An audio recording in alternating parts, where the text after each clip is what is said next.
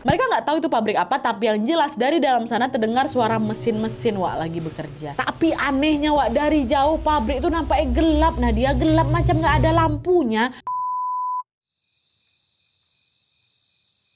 Hai, wassalamualaikum warahmatullahi wabarakatuh. Terima kasih sudah klik video ini. Malam hari ini aku akan kembali lagi membawakan satu kisah horor Wawa part 218. Di video malam ini aku akan menceritakan kisah Wawa tentang ekspedisi tak kasat mata. Jadi ternyata nggak cuma kita manusia aja yang punya ekspedisi untuk ngirim dan juga nerima paket. Di alam gaibnya tanpa kita ketahui ternyata ada juga loh ekspedisi. Dari sini juga aku baru tahu kalau ternyata ada juga ekspedisi yang tugasnya mengirimkan barang ke daerah-daerah terpencil gitu. Namanya ekspedisi perintis.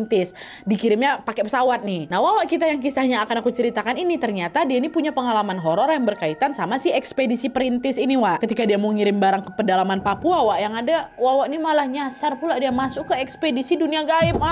Kok bisa? Ini cerita lain daripada yang lain loh, Wak. Ya kan? Penasaran sama kisahnya kan? Jadi tanpa berlama-lama kita langsung masuk aja ke ceritanya. Check it out.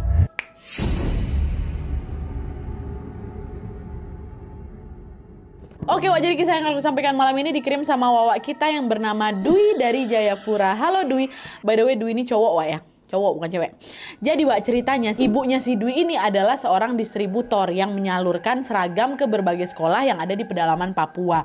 Mulai dari seragam untuk SD, SMP, SMA, semua ya pokoknya mamanya ini. Nah setiap satu semester sekali Wak, biasanya vendor-vendor yang memproduksi seragam itu nantinya akan mengirimkan berkarung-karung seragam mereka ke rumahnya Dwi ini Wak. Karena ibunya kayak pempulnya lah gitu. Nah setelah itu ibunya pun nanti akan menyalurkan seragam-seragam tadi menggunakan ekspedisi pesawat perintis tadi tuh. Nah FYI Wak, pesawat perintis ini adalah angkutan dagang dengan rute penerbangan ke daerah-daerah terpencil.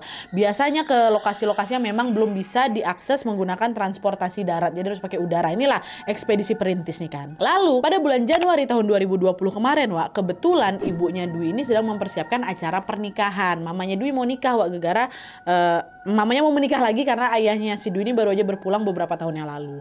Dan karena acara akad nikahnya akan diadakan di rumah, maka rumahnya Dwi ini kan harus segera dibersihkan kan, dan semua seragam-seragam memang sudah ada di sana yang udah menumpuk di situ pun harus segera didistribusikan. Ibunya bilang lah, "Nak, Dwi, ibu masih sibuk nih nyiapin acara besok. Bisa ibu minta tolong kamu buat ngantar seragam-seragam ini ke bandara, ke ekspedisi perintis sekarang juga. Cari ekspedisi perintis yang biasanya ibu pakai ya," kata si ibu. Nah, mendengar perintah ibunya itu Dwi ini sempat ragu sebenarnya Wak, karena kan hari itu bertepatan dengan hari Minggu, which is hari ibadahnya masyarakat Jayapura yang mayoritasnya Kristen. Dan biasanya juga di hari Minggu itu Wak, seluruh operasional toko tuh pada tutup semua. Dwi nanya lah kan sama mamanya, emang hari Minggu gini ada ekspedisi perintis yang buka ya Bu?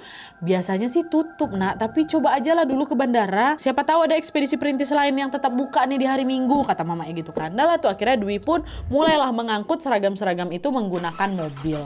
Tapi karena seragam yang diangkut itu lumayan banyak dan juga jarak dari rumah menuju ke bandara itu lumayan jauh Wak, sekitar 15 km.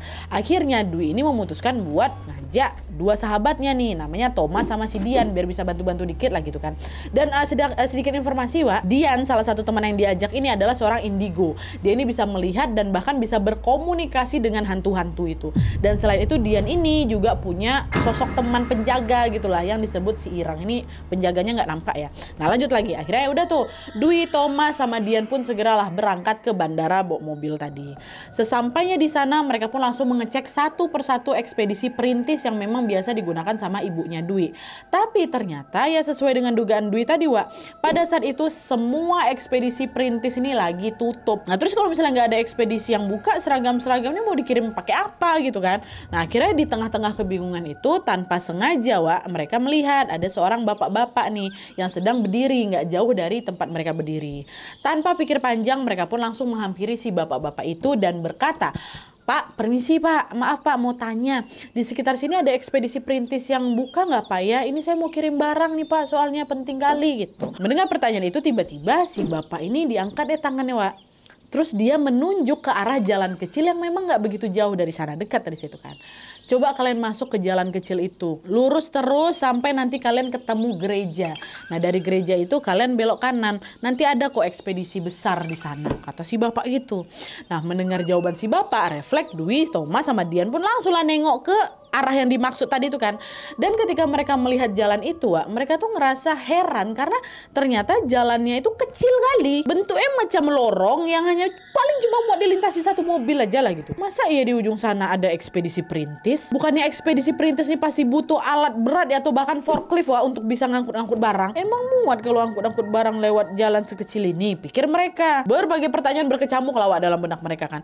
Tapi karena pada saat itu nggak ada pilihan lain, akhirnya udah mereka bertiga ini pun sepakat untuk mengikuti saran dari si bapak itu. Si Dwi bilang, ya udahlah kalau gitu kami mau ke sana dulu Pak ya. Terima kasih Pak infonya gitu. Dah, bapak itu cuma ngangguk pelan aja Wak. Terus beranjak pergi nih bapaknya. Dah, tanpa membuang waktu lagi, Dwi, Thomas, Dian pun segeralah kembali ke mobil mereka untuk melanjutkan perjalanan ini. Dwi melajukan mobilnya memasuki jalan kecil itu. Semakin mereka masuk ke dalam, suasananya makin sepi. Kanan kirinya tuh cuma ada pohon-pohon lebat aja kayak gitu kan, Wak. Di situ Dwi bilang, jalannya betul lewat sini kah? Kok kita jadi masuk hutan nih? Kata Dwi kan. Thomas bilang, harusnya betul sih Wak lewat sini. Dari tadi kan bapaknya bilang lurus saja. Kalau jalan kita betul, pasti di depan kita ketemu gereja. Nanti baru belok kanan gitu kan. Dan setelah berkendara beberapa jauh, ternyata betul Wak. Dwi sama kawan-kawannya ini sampailah itu di persimpangan jalan yang di salah satu sisinya itu terdapat gereja. Akhirnya tanpa ragu Dwi pun belok lah kan, membelokkan mobilnya ke arah kanan sesuai dengan arahan dari si bapak tadi kan. Katanya kalau udah ketemu gereja suruh belok kanan, nanti adalah tuh ekspedisi gitu kan.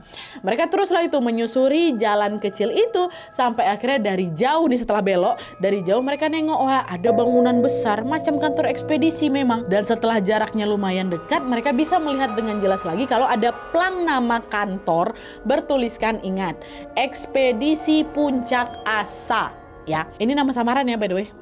Dwi itu ada kasih tahu sama aku, tapi udah aku samarin aja. Tapi plang nama kantor tuh nampaknya usang kali Wak. Begitu juga dengan gerbangnya. Gerbangnya tinggi kali tapi bekarat. Sekilas kantor itu memang terlihat tidak meyakinkan Wak. Tapi karena pintu gerbangnya itu terbuka, alhasilnya udah mereka memutuskan untuk tetap masuk ke sana. Dwi bilang lagi, coba kita cek dalam aja lah dulu yuk. Dian, kok tunggu di mobil aja ya biar aku sama Thomas yang turun gitu. Aku sama Thomas. Dwi sama Thomas yang turun. Dian yang indigo ini ya kan dalam mobil. Dan by the way juga nih Wai, sepanjang perjalanan tadi sebelum sampai ini ya, entah kenapa Dian ini lebih memilih sering diam gitu loh Wak. Dia terus nunduk sambil main HP. Nah Dwi sama Thomas waktu itu mikir kalau si Dian ini diam gara-gara dia lagi ngegame, lagi main HP gitu kan. Dah pas mau turun pun dia masih sibuk main HP gitu. Makanya Dwi itu cuma ngajak si Thomas aja turun, biarlah Dian di mobil aja. Dah Dian tetap di mobil, Thomas sama si Dwi beranjak lah ini pergi menuju ke kantor ekspedisi ini kan. Nah karena gerbang kantor itu lumayan tinggi dan udah bekarat Wak, Dwi sama si Thomas ini agak kesulitan waktu ngebuka itu. Mereka sama-sama ngedorong gerbang itu sekuat tenaga sampai akhirnya gerbang itu pun terbuka lebar. Dwi sama Thomas mulailah itu berjalan masuk ke dalam kan. Dan dari pertama kali mereka melangkahkan kaki ke sana Wak, layout tempatnya tuh kurang lebih kayak gini. Di sisi kiri kantor ada mes karyawan gitu, 2 lantai gitu, ada pintu-pintu gitu macam kamar-kamar lah. Nah di ujung mes itu ada bangunan yang terpisah yang merupakan gedung utama dari kantor ekspedisi ini. Untuk menuju ke gedung itu Wak, si Dwi sama si Thomas ini harus ngelewatin lahan kosong yang tepat berada di depan mes. Ya, jadi kurang lebih kayak gitulah.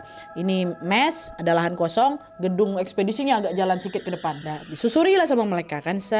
Nah, waktu si Dwi sama Thomas berjalan melewati lahan kosong untuk menuju ke kantor utama tadi Wak, tanpa sengaja mereka nengok ada seorang bapak-bapak lagi berdiri gitu di lantai mes, lantai 2. Tapi bapak-bapak tuh berdiri kayak lagi nyamping gitu Wak, sambil ngerokok dengan pandangan mata yang kosong macam lagi ngelamun gitulah. Karena udah nengok orang yang pertama, Dwi sama Thomas berteriak lah ke bapak itu, Pak, permisi Pak, kami mau kirim barang, kantor ekspedisinya buka Pak, kata si Dwi kan. Dikasih pertanyaan itu bapak tuh diam aja Wak, dan tanpa mengubah posisinya sedikit pun tetap tegak gini ya ngerokok gitu kan. Dwi Thomas manggil lagi, Pak, permisi Pak, maaf, kantor ekspedisinya buka nggak Pak ya, kata gitu. Lagi-lagi bapak itu hanya diam Wak, sambil terus ngerokok lagi. Dwi pun bilang sama Thomas, bapak tuh dari tadi diam aja, dia nggak dengar suara kita apa ya.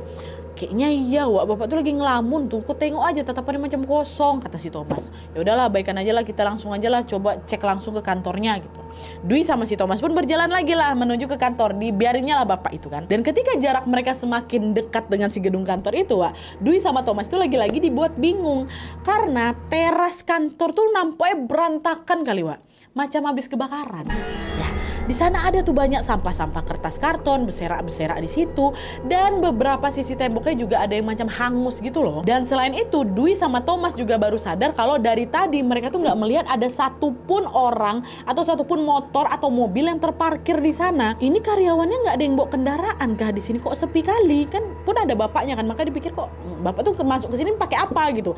Satu-satunya orang yang mereka lihat memang cuma bapak-bapak tadi yang rokok di lantai 2 mes tuh lah, Wak. Selebihnya mereka nggak ketemu orang siapa-siapa lagi, nggak ada. Semua keanehan itu pun bikin Dwi sama si Thomas jadi ragu lah. Tapi ketika mereka memperhatikan bangunan kantor itu dengan lebih detail lagi, dari jendela kantor, Wak, mereka bisa lihat kalau ternyata situasi di dalam kantor tadi kan mereka masih di luar kan, masih agak-agak belum terlalu dekat lah gitu, masih di luar.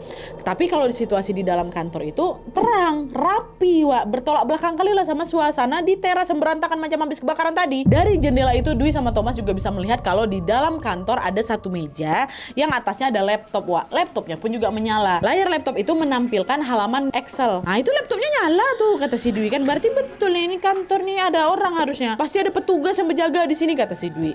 Dwi sama Thomas pun mempercepatlah langkah mereka, dan sesampainya di teras kantor, mereka teriak. Mereka nggak langsung masuk di teras kantor berserakan tuh lah. Permisi, mau kirim barang, kata mereka gitu kan. Hening, Wak, nggak ada yang jawab dari dalam. Permisi, mau kirim barang, kata mereka lagi. Dikencangkan lagi suaranya. Suasananya masih tetap hening, Wak, nggak ada satupun yang ngejawab nih. Di situ Dwi sama Thomas nggak nyerah, Wak, tetap permisi gitu kan, manggil petugas yang ada dalam kantor tuh. Dan setelah sampai setengah jam mereka berdiri di situ tuh, nunggu tuh. Anehnya tetap nggak ada satupun orang yang keluar dan menemui mereka gitu loh. Baik dari kantor ataupun dari sisi manapun nggak ada. Akhirnya karena nggak ada yang respon, Dwi bilang lah ke Thomas, ini kayaknya memang nggak ada orang lah ini. Kita balik aja lah yuk. Pun ini memang hari Minggu, mungkin memang tutup kantor ini. Ini mungkin bukan orang yang kerja di sini gitu kan. Udah lah, balik aja, kasihan pula si dia nunggu di mobil sendirian. Iya ya, Wak, ya kayak memang nggak ada orang. Ya udah lah yuk, balik aja, kata si Thomas. Udah lah, si Dwi sama Thomas pun balik badan lah ini kan, mau beranjak pergi. Terus, Wak, barulah paling beberapa langkah, cuma kayak 3 langkah gitu. Dwi sama Thomas dibuat kaget, Wak, karena mereka dengar ada suara berisik dari arah belakang. Tapi bukan suara orang, suara berisik lah gitu. Suara itu refleks bikin mereka nengok lagi lah ke belakang kan. Dan disitulah pandangan mereka langsung tertuju ke sebuah jalan kecil, Wak, macam gang kecil yang tepat berada di samping kantor. Jadi di samping kantor itu ternyata ada jalan kecil. Nah, sumber suaranya tuh kayak dari situ gitu. Akhirnya dengan keheranan si Dwi bilang, loh ternyata ada jalan kecil ya di situ. Itu tuh jalan tuh ngarah kemana ya? Wak, iya ding, kalau dilihat-lihat kayaknya ngarah ke belakang kantor tuh. Suara-suara berisik itu juga kayak dari sana. Yuk kita cek aja sana, siapa tahu ada orang, kata si Thomas. Dengan berhati-hati Dwi sama Thomas mulailah itu, Wak, disusurinya lah jalan kecil yang ada di samping kantor tuh kan. Ternyata sesuai dugaan, jalan itu memang mengarah ke belakang kantor ekspedisi itu. Dan sesampainya mereka di sana, Dwi sama Thomas nengok, Wak, tepat di belakang bangunan kantor ini ada gedung pabrik besar kali. Mereka nggak tahu itu pabrik apa, tapi yang jelas dari dalam sana terdengar suara mesin-mesin, Wak, lagi bekerja. Itulah suara berisik, itu suara dari dalam itu. Tapi anehnya, Wak, dari jauh pabrik itu nampaknya gelap. Nah, dia gelap macam nggak ada lampunya. Dan lagi-lagi kami sama sekali nggak nengok ada satu orang pun di sana. Kata Dwi kayak gitu kan. Keberadaan pabrik itu pun bikin si Dwi punya perasaan nggak enak, Wak. Tapi berbeda dari Dwi yang udah mulai ngerasa was-was nih, di sisi lain Thomas kawannya ini malah penasaran. Dia malah mulai berjalan duluan nih masuk ke dalam pabrik itu. Di situ refleks si Dwi langsung ditarik baju si Thomas. Kamu mana? Kamu masuk ke pabrik itu? Jangan. Lah kenapa, Wak? Pasti ada orang di dalamnya, orang mesin-mesinnya hidup kok. Thomas, coba kau sadar. Ini semua udah nggak masuk akal. Kok nggak ngerasa ada yang aneh sama kantor nih? Perasaan aku udah mulai nggak enak nih. Ayolah, udahlah kita balik aja lah yuk, kata gitu kan. Iya ya, Wak, ya. Ayolah gitu. Dengan langkah tergesa-gesa, Dwi sama Thomas pun berjalan, Wak, menjauhi pabrik itu kan. Balik lagi nih ke jalan kecil tadi. Nah, anehnya semakin jauh mereka berjalan, Wak, semakin jauh menjauhi si pabrik itu, suara mesin-mesin tadi terdengar makin kencang, Nat, kata si Dwi. Makin panik, makin ketakutan. Kami cepatin lagi langkah kami kan buat pergi menjauh dari sana tuh. Nah, kan jalan waktu mau berbelok, Wak, untuk belok buat balik ke mobil, di situ langkah mereka tiba-tiba terhenti karena mereka melihat dan ada satu motor jadul yang terparkir di situ. Padahal kan tadi nggak ada satupun kendaraan yang parkir di situ kan. Wah, sejak kapan motor ini datang dan siapa pengendaranya gitu kan. Dwi sama si Thomas pun berdirilah mematung nih. Motor, diperhatikannya lah motor itu sama mereka kan. Dan ternyata itu adalah motor Satria warna putih dengan plat DS. Nah, FYI buat kalian yang belum tahu, plat DS itu memang nomor kendaraan yang dipakai dari daerah Papua bagian barat memang, Wak. Tapi sejak tahun 2016 nomor plat itu udah diganti jadi PA. Nah, kejadian ini kan terjadi tahun 2020 kan. Harusnya udah nggak ada lagi tuh motor di sana yang pakai plat DS. Ini plat DS nih, plat lama nih. Dwi sama Thomas terus dipandanginya motor Satria putih itu kan. Ini motor siapa nih? Heran mereka, Wak. Lalu beberapa saat kemudian tiba-tiba muncullah ini seorang laki-laki, ya kan. Tegurnya mereka. Laki-laki tuh bilang, kalian lagi ngapain? Kok kelihatan bingung? Nah, teguran itu membuat Dwi sama si Thomas kaget juga nih. Sambil berusaha setenang mungkin kami bilang, oh ini Pak, kami mau kirim barang. Katanya di sini ada ekspedisi pengiriman barang ya, kata si Dwi. Nah, dengar hal itu si laki-laki ini cuma tersenyum aja sambil menatap Dwi sama si Thomas. Makin lama senyumannya makin nyeri nggak enak dia. Kayak gitu, gak dijawabnya pertanyaan si Thomas. Di Dwi itu, Wak, dia makin gitu. Aneh gak sih? Serem gak sih, Wak, kayak gitu? Ya kan? Gak macam-macam, gak muka-mukanya tuh bakar enggak. Ditanya kayak gitu tuh. Terus tiba-tiba laki-laki tuh bilang, cepat kalian keluar dari sini. Di pinggir jalan sana ada ekspedisi lain yang masih buka. Lebih baik kalian ke sana aja, kata si bapak ini kan. Di situ, oh iya Pak, siap. Mengangguk aja sih mereka kan, udah nggak enak nih. Ya Allah gitu. Dah, kasih ya Pak ya, balik kami ya. Lalu dengan gerakan cepat mereka pun langsung lari kami tuh birit-birit. Nah, kami tinggalkanlah tempat itu. Sesampai di pintu gerbang kantor, Wak, entah kenapa pintu tuh berat kali. Gak macam waktu pertama kali masuk tuh loh, Wak. Berat kali kan. Dengan panik Dwi sama Thomas pun mengerahkan seluruh tenaga kami lah gitu untuk bisa mendorong pintu itu. Dan setelah pintu itu berhasil terbuka, mereka pun langsunglah masuk ke dalam mobil. Nah, ketika Dwi sama Thomas sudah berada di dalam mobil, Wak, mereka nengok si Dian ini pucat, Wak. Pucat berkeringat. Karena khawatir Dian ini kenapa-napa, nanyalah mereka, kenapa kok pucat kali, kok sakit kah? Bukannya menjawab pertanyaan Dwi dan Thomas, Wak. Di situ Dian cuma bilang, ayo jalan, jangan lama-lama di sini, perasaan aku nggak enak, aduh merinding aku. Perasaan aku nggak enak, katanya. Kenapa ada apa? Udah jalan aja dulu, nanti aja ceritanya, kata gitu. Dwi yang pada saat itu juga udah ketakutan, langsunglah itu melajukan mobilnya dari sana kan, Wak. Dan setelah berkendara beberapa jauh, Dwi pun kembali lagi menanyakan pertanyaan yang sama Dian. Dian, kenapa Yan? Ku bebe aja kan Yan? Kenapa di sana tadi ada apa? Kata gitu kan. Nah, karena kan mereka tahu si Dian ini indigo kan, jadi bisa kemungkinan Dian ini tahu sesuatu nih. Tapi di situ Dian belum mau jawab, Wak. Udah nanti aja, perasaan aku masih nggak enak ini. Kalau udah di jalan besar kita berhenti ya, kata siapa? Kata si Dian kan. Nah, untungnya, Wak, mereka bisa keluar dari sana. Pas udah keluar, sudah nyampe di jalan besar nih, kebetulan nggak jauh dari sana ada macam warung kecil gitu, Wak. Mampirlah mereka ke sana kan buat beli minum.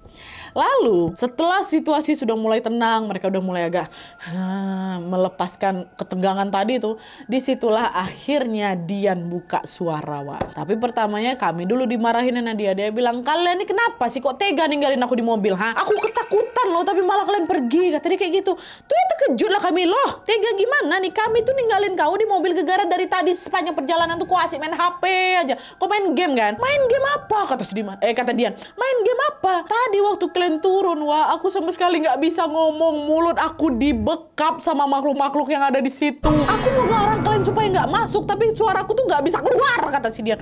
Astagfirullahaladzim, yang mana lah kami tahu? Yang kami tengok ya kau main HP. Emang kenapa Yan? Kenapa? Itu tadi tempat tuh kenapa? Apa yang kau tengok? Dian sempat terdiam bentar tuh, Wak, sambil beberapa kali menghembuskan nafas berat. Lalu sesaat kemudian dia pun mulailah menceritakan semuanya. Tercopot. Jadi ceritanya nih, Wak, ya. Ini cerita dari POV-nya dia nih, Wak, ya.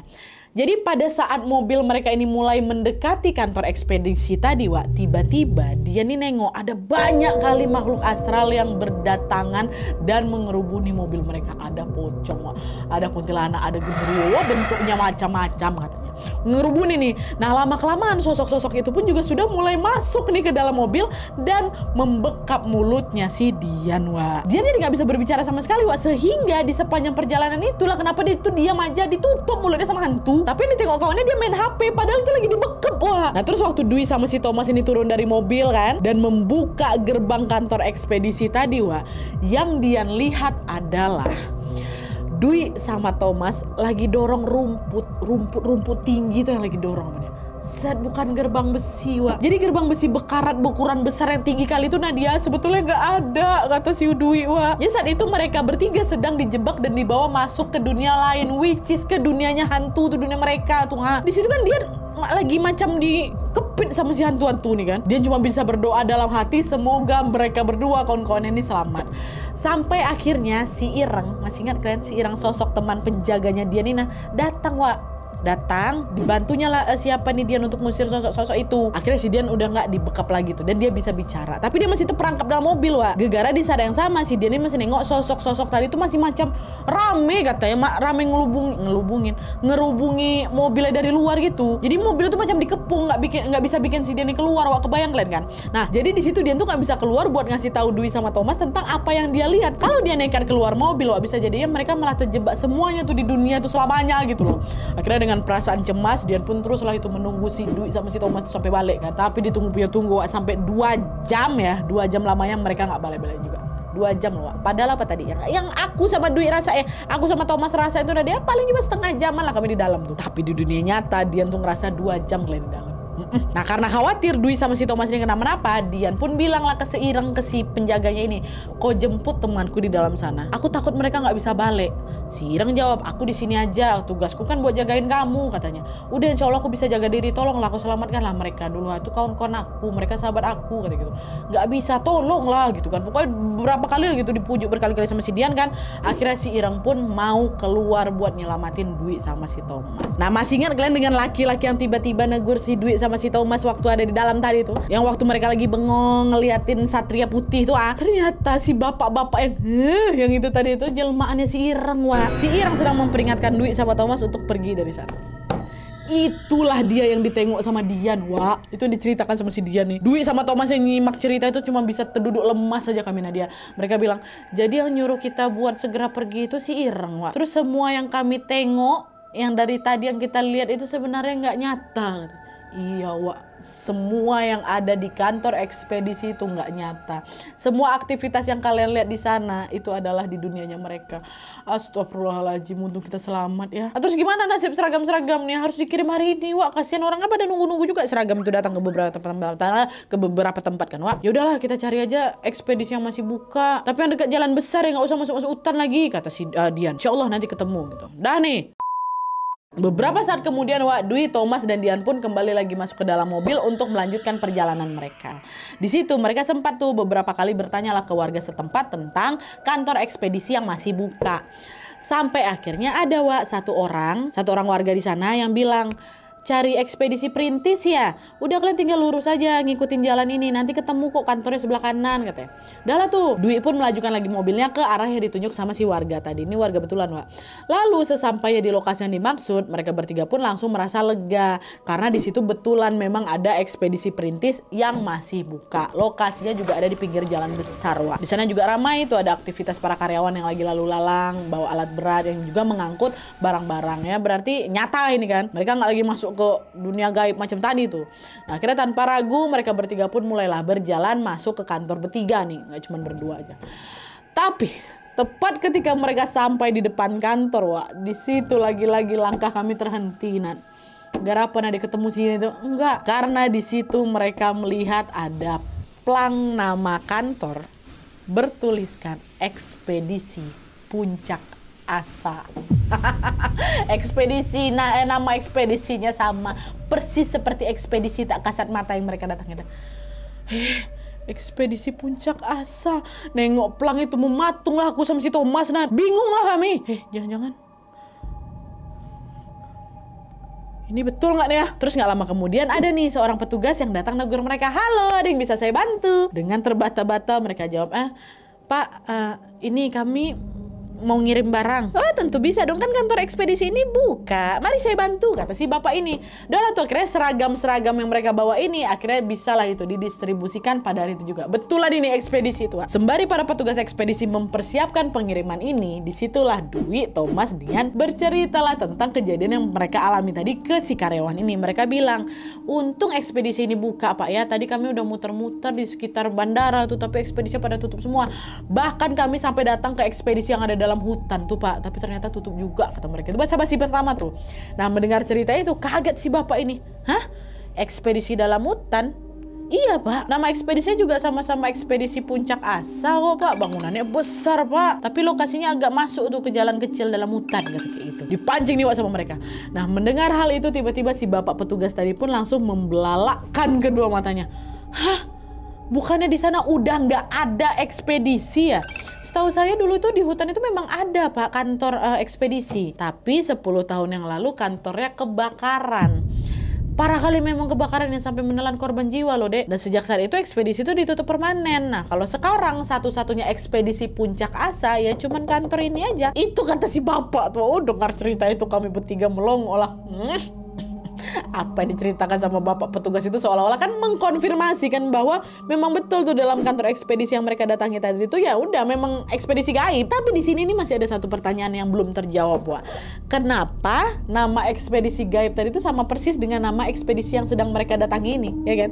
Sama-sama ekspedisi Puncak Asa. Dwi, Thomas sama si Dian waktu itu memang merasa sungkan gitu Wak, untuk menanyakan hal itu ke si bapak ini. Tapi dari cerita yang si bapak sampaikan sepertinya ya Nat, ini kata Dwi ya, sepertinya ini adalah ekspedisi yang sama Wak. Setelah 10 tahun lalu mengalami kebakaran dan ditutup permanen, ekspedisi Puncak Asa ini pun akhirnya pindahlah ke lokasi yang baru, yaitu di lokasi yang sekarang didatangi sama Dwi dan kawan-kawan pada saat mengirim si seragam ini. Tapi untuk hal ini Dwi itu belum bisa memastikan ya Wak ya, dugaannya itu benar apa enggak, baru dugaannya aja.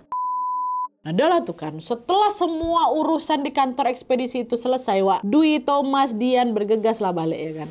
Belum selesai nih ceritanya nih. Nah pada saat mereka berjalan menuju mobil, waktu baru mau masuk mobil, lagi-lagi mereka menemukan sesuatu yang mengejutkan. Di mana tepat di samping mobil kami, nah, di samping mobilku, di situ mereka melihat dengan jelas ada motor jadul Satria putih dengan plat DS, terus ada nomornya. Plat yang satu berinding. Plat yang sama persis dengan motor yang mereka tengok di ekspedisi gaib tadi terparkir di samping mobil aku, Nat. Sejak kapan motornya ada di sini? Ini motor yang kita tengok tadi kan Thomas, kata si Dwi kan. Iya betul, aku ingat kali platnya. Ini nih Wak. Nah kalau semua yang kita tengok tadi tuh gaib, berarti motornya nyata nih. Nah di tengah kebingungan itu si Thomas refleks ditempel kan kakinya ke knalpot motor tuh Pak. Di situ tuh si Thomas ini macam mau ngecek kalau knalpotnya panas berarti motor ini baru aja dipakai kan. Dan kemungkinan besar pengendaranya adalah manusia asli yang memang juga berada di situ bersama mereka. Tapi kalau misalnya knalpotnya dingin nih, nah itu kami udah nggak tahu lagi dan mau komen apa gitu kan. Nah, terus udah nih setelah si Thomas betulan ditempel kan kaki itu ke knalpot motor kan Wak. Bisa kalian tebak apa yang dirasain? Dingin Wak, dingin kali bahkan. Seolah-olah yang nggak pernah digunakan sama sekali gitu loh. Nah kok bisa dan entah, nggak tahu aku. Nggak tahu juga si Dwi Wak. Di situ rasanya aku sama Thomas ini pengen masuk lagi ke dalam kantor ekspedisi itu langsung nanya ke Karo, di siapa nih motor siapa nih? Pengen nanya kayak gitu. Tanya lah Wak, coba aku tanya gitu kata si Dwi untuk mengkonfirmasi kan. Tapi belum sempat hal itu terrealisasikan langsung ditahan sama sama Diana. Udah, kalian nggak usah lagi kepo-kepo soal hal-hal kayak gini. Ingat Wak, masih baik kita nih semua selamat. Nggak usah cari-cari tahu lagi. Dah lah, balik aja kita sekarang kata si Dian. Tapi betul juga Nat apa dikatain si Dian, kata si Dwi kan betul juga, nanti dibanding macam-macam pula kami. Apa kau mau tahu aja kau, kata si hantu tuh bagaimana? Akhirnya Dwi sama Thomas pun memendam rasa penasaran mereka dan memutuskan untuk pulang pada saat itu juga. Sampai hari ini mereka masih nggak tahu Wak, motor itu punya siapa. Dwi juga pernah tuh berniat ingin mengecek kembali ke lokasi ekspedisi gaib yang pernah mereka datangi itu Wak. Tapi lagi dan lagi dia diingatkan lagi sama teman-temannya ini untuk udah nggak usah kau cari tahu lebih lanjut lagi tentang hal ini. Kalau udah selamat ya udah nggak usah balik ke sana lagi kata mereka. Gitu. Jadi itu tadi Wak kisah tentang pengalaman Dwi dan teman-temannya saat masuk ekspedisi gaib atau ekspedisi tak kasat mata. Aku pengen tahu nih menurut kalian aja, kita berandai-andai aja Wak, motor Satria putih itu milik siapa? Terus ini loh, masih ingat kalian bapak-bapak yang pertama kali ngarahin mereka masuk ke ekspedisi gaib tuh? Itu tuh manusia apa bukan ya? Dwi juga nggak tahu tuh kamennya dia. Tapi yang tiga-tiganya nengok. Terus sama bapak-bapak yang ngerokok di lantai 2 mes karyawan tuh. Mungkin dia salah satu korban yang meninggal di kantor kebakaran mungkin ya. Iya, aku nggak tahu Wak, ya Allah. Seremnya lain kan. Ada ekspedisi tak kasat mata. Wah, Masya Allah. Terus yang pabrik di belakang tuh pabrik apa ya? Itulah kan Wak ya, memang kadang cerita horor tuh nggak ada penjelasannya. Ya memang udah horornya bagian depannya aja, kami nggak ada nyari sampai selak beluk juga. Nah dia dapat selak beluk ya alhamdulillah, baik, syukur gitu kan. Kok nggak ada ya udah, gini aja udah seram kali. Buat kalian juga pengen berbagi kisah horor kalian boleh langsung kirimin aja kisahnya ke email kisahhororwawa@gmail.com, sertakan subjeknya dengan judul kisahnya, dan juga jangan lupa sertain nomor WhatsApp sama Instagram kalian supaya kalian nanti gampang kami hubungin kalau misalnya kisah kalian di-up di video selanjutnya. Oke Wak, jadi sekian dulu videonya. Terima kasih banyak yang sudah menonton, terima kasih banyak super thanks-nya, terima kasih banyak yang sudah join membership. Kalau misalnya kalian punya ide-ide dan saran-saran untuk video selanjutnya, kalian bisa langsung klik aja link yang ada di description box. Dan juga jangan lupa untuk nyalain notifikasinya supaya kalian tahu kalau aku upload video baru. And as always, jangan lupa untuk klik tombol subscribe supaya kalian sama-sama tahu informasi menarik dan menegangkan dari channel aku. See you next video, Wak. Bye. Tanpa cut closing terbaru aku, mantap. Bye. Apa habis nih? Oh, udah.